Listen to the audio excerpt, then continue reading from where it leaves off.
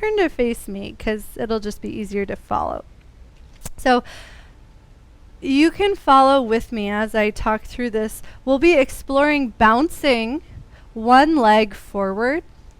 You can start to play with that. And the most important thing here is that you're finding how the legs relate to one another. So we're not trying to find a stretch. Try a little more bend in the knees so you feel really bouncy and springy.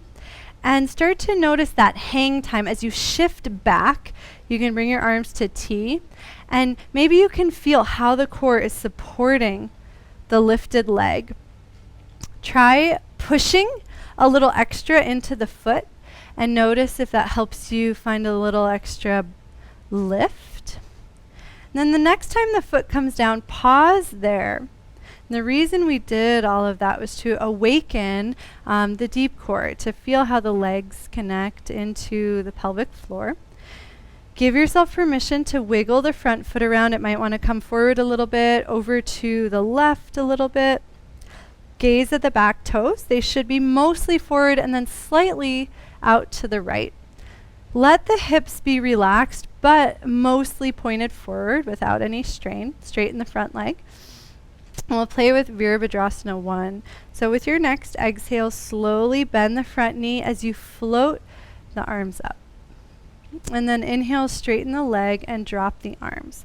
We'll be pulsing here for several repetitions.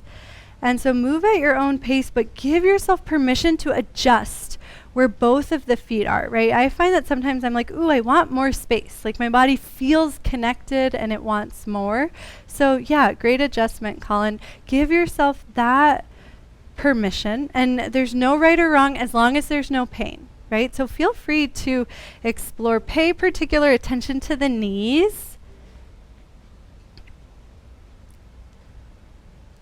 The next time the front knee bends, pause there, push evenly into both feet, and notice how that helps support the pelvis and how you can find a little more length through the spine. We'll eventually be shifting into the front foot, which is kind of a dramatic shift. So visualize yourself springing. Oh, I'll actually give you a visual. Visualize yourself doing this and having great success. And then once you feel like those neurological pathways have been laid, play with bouncing forward into a single-legged Tadasana. Ah, beautiful. Yes, it worked. And then step the foot back, returning to Virabhadrasana 1. And we'll do this a couple of times, and what I want you to focus on is this sense of lifting the right foot and letting the hip be as relaxed as possible. So all of the effort comes from the foot lifting, and you don't even feel anything in your hip flexors. That's the goal. The right foot, if I said the... I think everyone's on a different leg. Well, I think you guys probably figured out which leg, which foot you're lifting through. You're lifting through the foot that's lifting. Makes sense. And we'll take a couple of more and just notice how the arch of that foot is lifting even in this non-weight bearing position. The next time you come forward, pause there, and then bring the sole of the foot either to the calf. If it comes higher, you have to do it with no hands, right? Look, Mom, no hands. And then pause for a moment. Allow foot and thigh to gently squeeze towards one another. Notice how the back of the hips relate, how the glutes can fuse together and create support for the spine. Take a couple of breaths. If you feel really solid, you can play with a little bit of swaying. Keep the big toe anchored.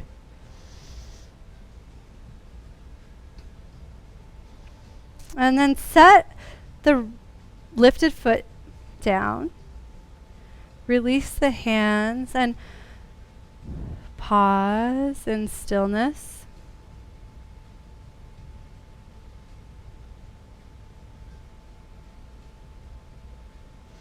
And then just for fun, oh, Colin, you have such Everyone, Laura, beautiful Tadasana feet. Look down at your beautiful Tadasana feet. I'm just so excited because you guys have beautiful Tadasana feet too. I didn't cue anything about the feet, but just appreciate how you found such a supportive posture. Sorry, Andy, Dana, I can't see your feet, but I'm sure they're beautiful.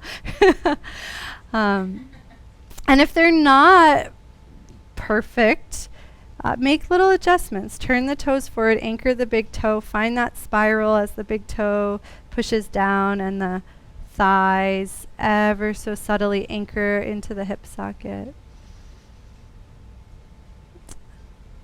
And we'll do the other side. And it sounds like I didn't tell you what side to do, so we'll just see how it goes.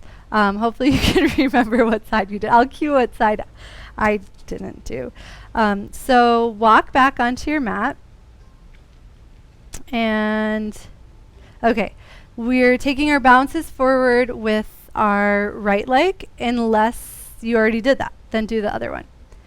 And so as I shift back into the back leg, I like to open my arms to T for that hang time moment. Try to keep the hip flexors really soft. Something that helps is to have more awareness in the feet and actually less focus in the hips. Flick the front foot down and notice if that helps you get like a really nice rebound, kind of like there's like a little trampoline under that foot. And then give yourself permission to explore. How does it feel if the foot comes a little further forward or a little further to the outside? And eventually pause in a place that feels really supported and connected for you. And gaze at the back toes. Make sure they're mostly forward and they'll probably, I think, yes, see, this is pretty foolproof. Your feet all look great. And so this is our heel to heel stance, or Virabhadrasana 1 stance. It's not actually heel to heel, so I apologize that name doesn't make sense. Give yourself permission to walk the front foot forward or a little to the side, and then bring equal weight into both feet. Let both legs support the pelvis evenly, even though it's asymmetrical.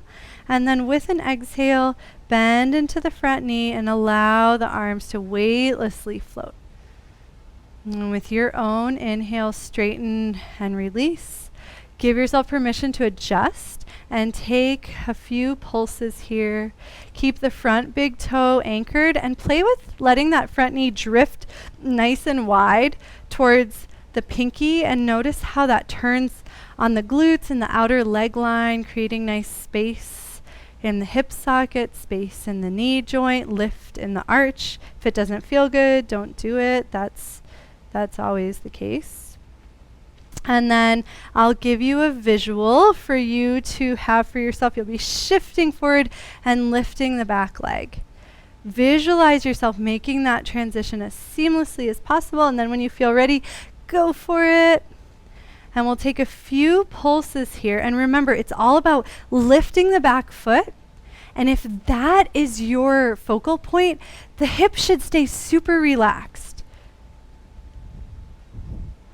See if you can feel the muscles behind the leg, the hamstring, the calves, the glutes helping you lift. You can even play with thinking about lifting more through the arch of the foot and through the heel to get the back leg online more. And start to feel how this action isn't just about the leg and the foot, but how the limb connects into the deep core. So there's a lift happening through the spine as well. There's support on the top of the pelvis. The next time you come forward, pause there, soften, bounce a little bit, and then bring the sole of the foot to the calf. If you can do so with your own muscular strength, you can bring the foot up. If you can't, just play with it. Let those muscles get stronger, but your arms are strong enough. You don't need to lift your foot with them. Squeeze foot and thigh together, soft shoulders. Focal point and breathe. And notice how the gentle squeezing between foot and leg allows you to create more space through each vertebra. Option to gently sway Let this sway come from shifting the weight in the grounded foot. And then everything else responds from that. You don't even have to do it. And then eventually come to center. Release the foot down. Release the arms. And pause in your beautiful, perfect Tadasana. I'm going to take a screenshot of everyone. Beautiful, perfect Tadasanas. And then allow your awareness to drop down into the feet and notice how connected you feel. Outwardly, that might feel like connected to the earth. Inwardly, it might feel like being connected to the present moment. And take a few breaths to allow yourself to exist in your body completely perfect as you are. And notice any sense of spaciousness that arises inside when you're not trying to change things or manipulate things, but when you get to just be.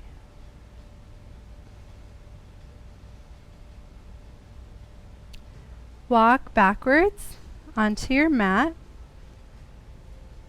And same idea, but now sideways. We're trying to keep the legs connected to the pelvic floor. So as you shift from side to side, let one leg lift, slide over, lift the other leg, and start to feel how the legs relate to one another. Specifically, whatever leg is lifting, you might feel how the inner thigh actually connects to the inner thigh of the other leg.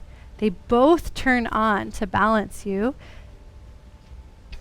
And if you want a wider stance here, you have to sink lower and bend the knees more, turning on more muscle so you can stretch the leg out further. If that's not accessible, then be okay with a smaller stance. And then eventually keep both feet down and keep that nice rocking side to side movement. Turn the feet forward. Just like in Parigasana, let the outer edges of the foot suction down. Big toe stays anchored.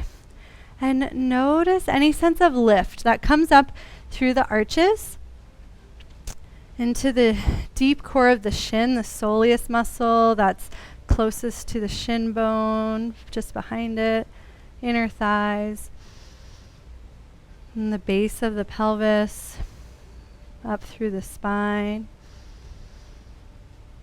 And so this is our straddle stance. Bring the hands to the hips, soften the knees and feel the weight rock back into the heels. Keep the big toes down as you do that. And then I'll turn to the side, just so you can see my spine a little bit better. Bend the knees really generously and allow the spine to start to melt forward. Doesn't matter how far you go, but try to feel a sense of the pelvis spilling forward and the spine following. Keep big toes down, rock the weight back into the heels. Push down into the heels as you send the hips forward to unfurl the spine. Do this 2 more times on your own with as little resistance as possible, because it doesn't matter how far you go. It's really about finding a sense of ease. Ease means strength. Ease means support. And then fold forward one last time. Let the hands slide down the legs. You can massage the quads a little bit. You can squeeze the hamstrings and the calves. If the hands easily make it to the feet, you can give your feet a little bit of love. And then bend the knees so deeply that you can place the hands onto the mat and slowly lower one knee at a time. Tuck the toes under, bring the hips to the heels and pause for a moment, taking in the standing sequence.